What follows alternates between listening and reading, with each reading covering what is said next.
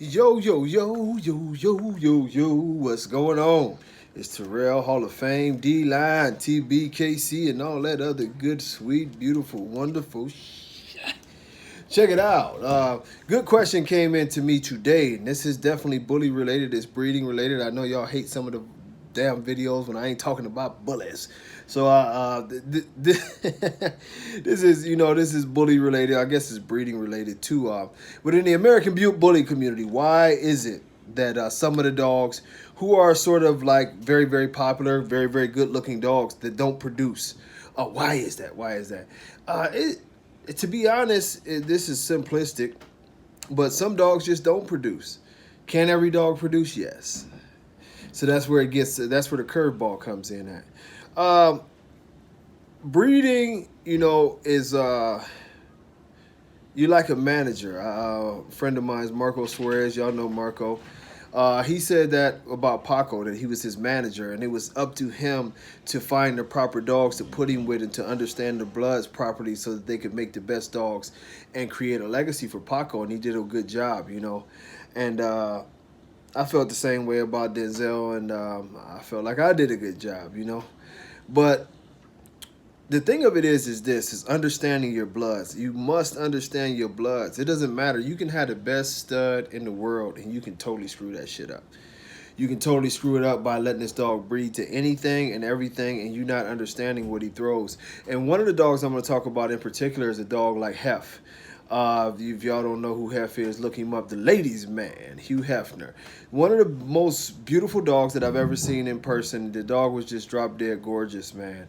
Not perfect, but drop dead gorgeous, man. And for as beautiful as he was and being a great show dog, a championship show dog, one of the originals, um, he doesn't have a huge legacy as far as the dogs that are produced off of him. One of the big reasons why Hef was held back was a lot of Hef's breedings were done to the total wrong thing. It was several breedings done where we saw Hef's blood be used to go with Paco blood. Made some incredible dogs. Made some incredible dogs. The way that Hef's pedigree was put together, that he should have went really, really well with the Remy dogs, but he wasn't taken to a lot of Remy dogs. He wasn't taken to a lot of Paco dogs. He was taken to a lot of other stuff that too much. A lot of his breedings, if you look at it, was very, very scatterbred, and the breedings themselves didn't have a direction, or less they were also like doing a lot of inbreedings, and it cost him big time because I forget the dog that Marco had, beautiful dog. I got to see him in Atlanta, and Marco I think ended up selling him to Puerto Rico, but he was a young male around 18 months at the time I seen him, big gorgeous head, everything that you would expect out of an American bully at that time. But Marco just didn't like to keep studs that weren't produced in his yard. But anyway, several times that I've seen those bloods put together. Marco actually owned Hef's sister and did very well with her also. But the thing of it is, Inca Warrior. I think the Inca was his sister. But the thing of it is that and using him as an example, I'm definitely not picking on him. He's one of my favorite dogs. But I've seen several dogs throughout the years that they did that, where you have to do your research to understand, like, okay, you'll get that breeding banner, and the breeding banners are always beautiful. You see two beautiful ass dogs up there, and you're like, okay, well, my puppy's probably gonna look like something in between these two. That's not necessarily the truth, because we've all seen monsters pretty much produce, not monsters. And sometimes you might line breed to the point where you're pushing for terrier genes, and it doesn't work out because of that. That's something that history will tell you. Cairo blood was that way, that if you strongly bred Cairo blood, it would take you back terrier a lot of times, and other times you would end up with the bad tails or other issues like that. Now, and on paper it looked like a great idea. The Gotti line blood was very much like that. That if you bred the Gotti line blood a certain way, it could go bulldog on you, and maybe that was because of some of the tricks they were doing. But if you bred the Gotti line blood, another type of way, like strong line breeding, you could very much come up with terrier again. It went to back to like 100-pound, pitbull, literally just very very terrierish. So you know. But what one of the combinations that we found out that worked is the original Gotti line dogs off of Gotti. You know, of course, Gotti is a great line dog. You know, shout out to the Moore brothers. You know, R.I.P. to Tony Moore. But when we did those old school, you know, Gotti slash Gray Line breedings, and we ran into a lot of the blood that was known as the edge blood, you came up with some incredible dogs. And it wasn't line breeding, it wasn't anything, it was just a great mesh of the dogs. And I mean, it worked. And sometimes this shit is not rocket science. You know, you keep on doing things in breeding, and sometimes it works. Just because you have two incredible specimens does not mean it's going to work. You look at something like Rock and Ruby. If you've seen the Rock and you see Ruby, neither dog was a dog that'll make you want to jump off the damn bridge and say this is the greatest dog ever. But together, they made incredible dogs. You know, Tonka and Rockzilla are far better specimens than whatchamacallit was. Rock, you know. So, you know, you get that combinations, you know, can make history. You know, like my girl Hallie. If you look at Hallie, you know, Hallie was a better female than her dad was a male. And Thug was a very, very beautiful dog. But when you look at throughout all the Thug's litters or whatever, and it's not to, definitely not to down Thug, but when you look through all of Thug's litters, even though he had some good dogs, his greatness came from that one breeding. You know, and that was a tipping point to let you know everybody who was going to breed to him know what bloods he went with, and what bloods he went with very, very well. And oftentimes when we see breedings that are successful in that manner, we want to overcreate something. Sometimes it's about repetition. You know what I mean? If you on a damn basketball court and you shoot that baby and why change your shot the next time? You know, I'll breed once I find something that works in my program, and that's why we've been successful.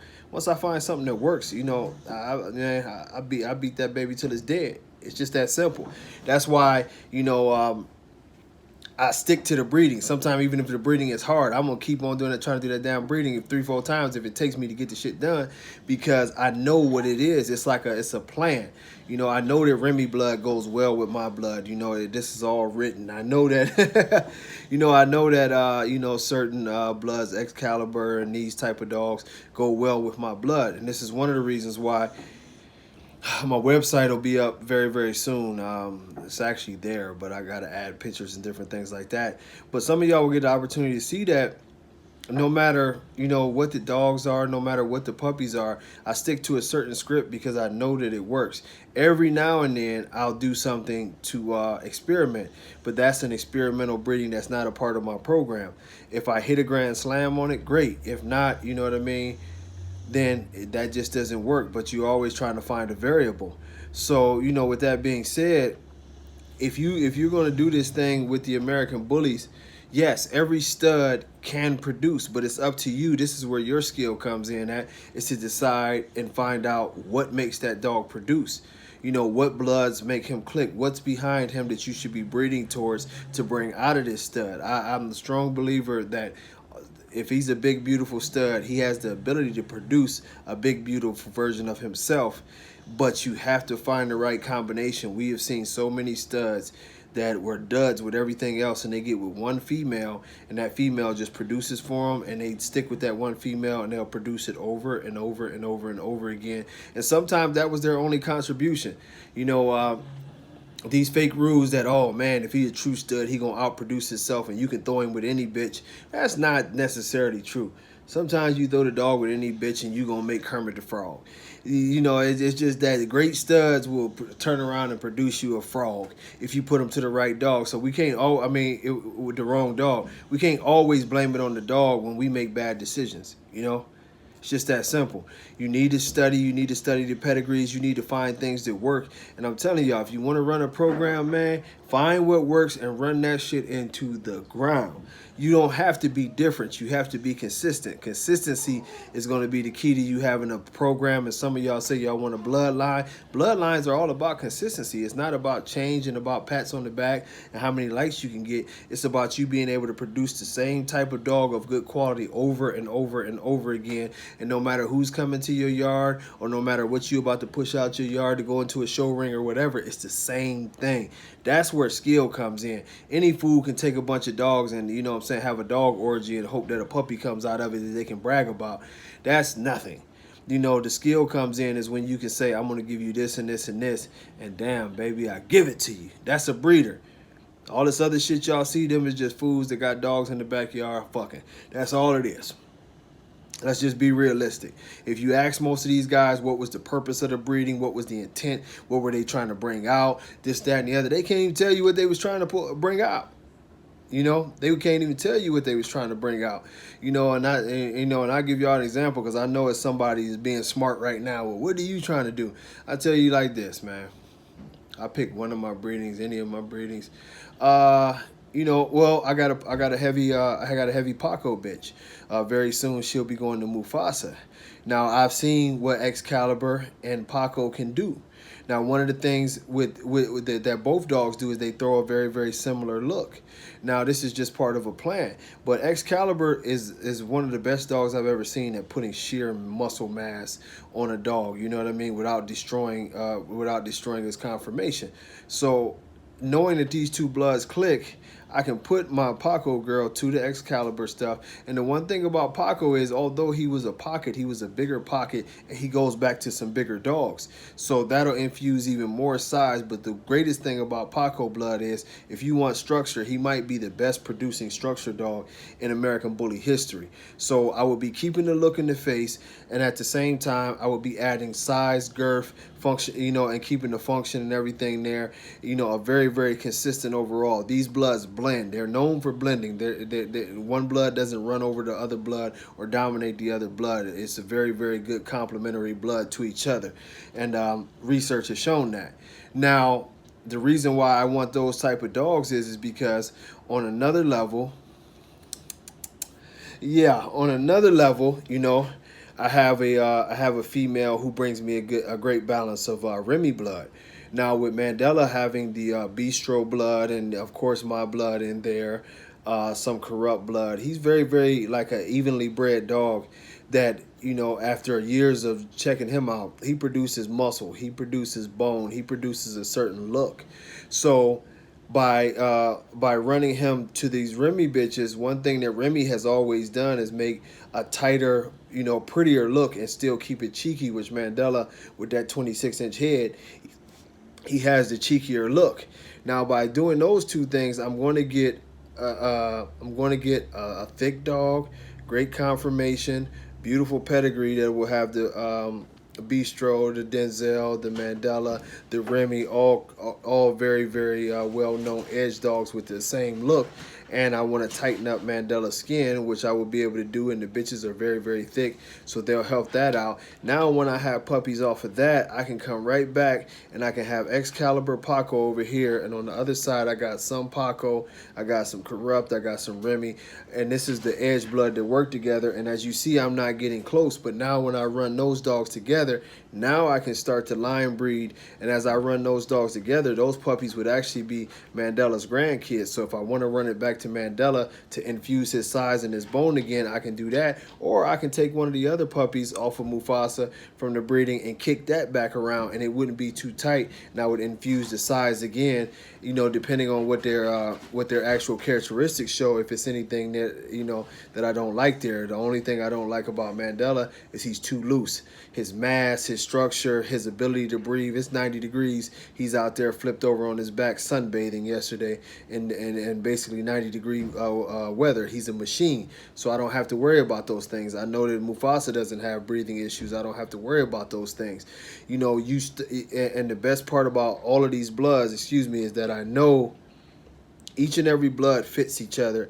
They complement each other. It's been proven, you know, throughout the years of combining these bloods, that you can come up with great dogs like Pokemon, you know, incredible beast. And I have no doubt in my mind that you know, running those type of bloods together with your Mandela and your Remy and your Mufasa by way of Excalibur, that you will be able to get there and put 100-pound dog together that's very, very muscular, very, very capable of breathing, with very, very great conformation and a true American Bully look.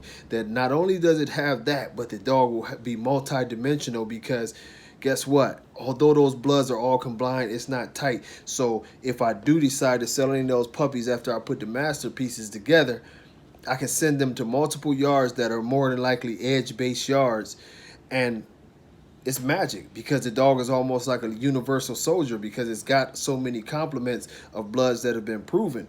Now, on the flip side, we do have straws to heft. That would be a different ball game. With heft, I would definitely need to take heft directly to that Paco female. Because the one thing about heft is, as he bounced around with some of the other dogs, and possibly, to the Remy female, but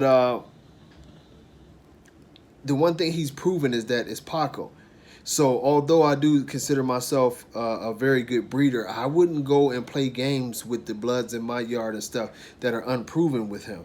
I would go directly to the stuff that I know is proven, home run, breed that, then try to infuse that back in, by way of Paco and heft instead of just heft, because I know that Paco clicks with damn near everything, and maybe we can bring in the whatever magic worked with him and heft, now that it's tied in into the DNA like that, to make something special.